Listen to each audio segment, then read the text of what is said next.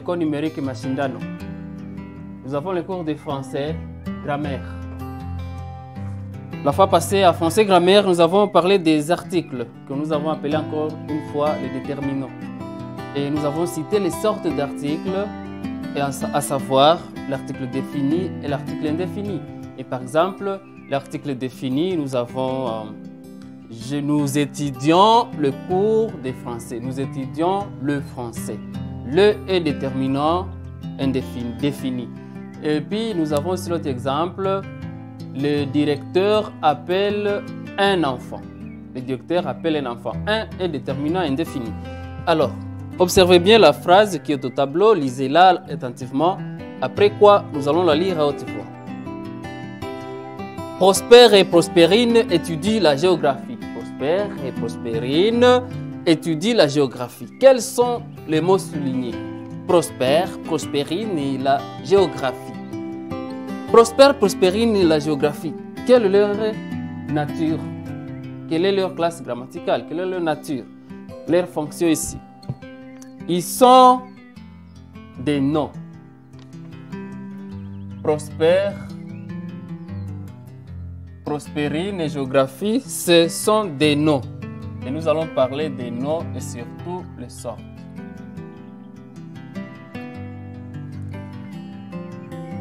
Définissons d'abord ce que c'est les noms. Un nom est un mot.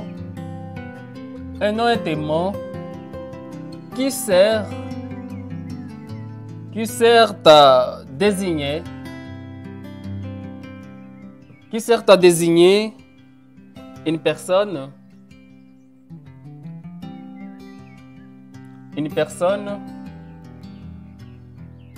un animal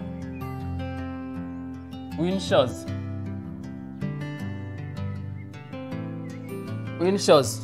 Un nom est un mot qui sert à désigner une personne, un animal ou une chose. On distingue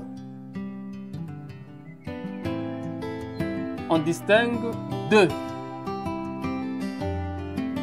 sortes de noms.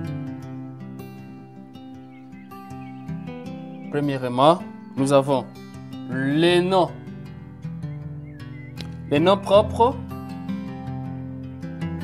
Nous avons les noms propres qui désignent une personne en particulier.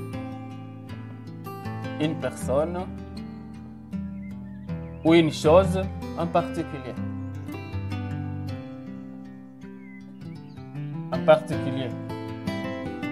Exemple. Et puis, ici, les noms propres commencent toujours par la lettre capitale, c'est-à-dire le majuscule. Exemple. Justine. Justine aime son père Justin. Voilà, sont des noms propres. Justine et Justin sont des noms propres. Et ils commencent par une lettre majuscule. Deuxièmement, nous avons les noms communs. Les noms communs sont des mots qui désignent tous les animaux, tous les êtres,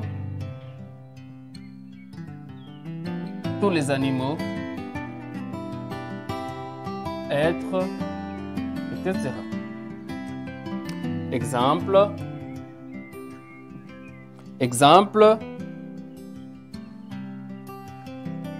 le livre,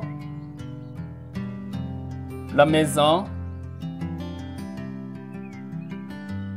etc. Ici, nous avons les noms propres et les noms communs. Et alors, il faut savoir que les noms communs sont encore subdivisés en deux. C'est-à-dire, nous avons les noms abstraits,